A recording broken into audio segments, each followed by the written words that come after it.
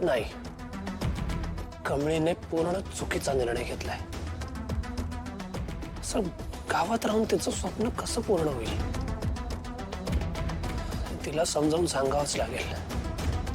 कसं यार, फोनवर बोलून ती ऐकणार नाही. मला तिकडे गेलं पाहिजे. पण इथे फॉरेन डेलिगेट सोबत मीटिंग पण आहे. काय करू यार? कॉफी. ऋषी, अरे काय किती वेळ झाला, तू अजून खातोस आहेस? खा पटापट.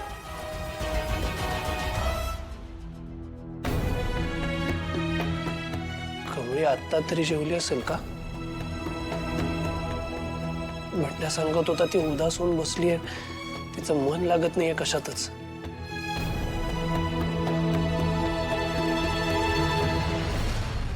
Good morning Rishi. Good morning. हा, गुड मॉर्निंग.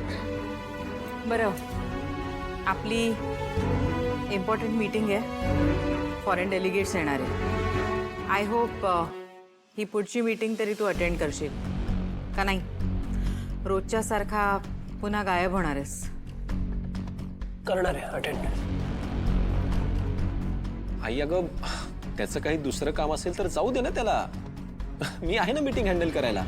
आणि ऋषी आणि मी दोघे काय ते डिस्कस करून ठरवू. मला वाटतं प्रोजेक्ट ऋषीचे, आयडिया त्याची आहे. सो मीटिंग त्याने अटेंड करायला हवी. थँक्यू. हा प्रोजेक्ट ऋषीकडून सक्सेस झाला तर सगळीकडे त्याचीच वाहवा होईल. आणि हेच मला नकोय.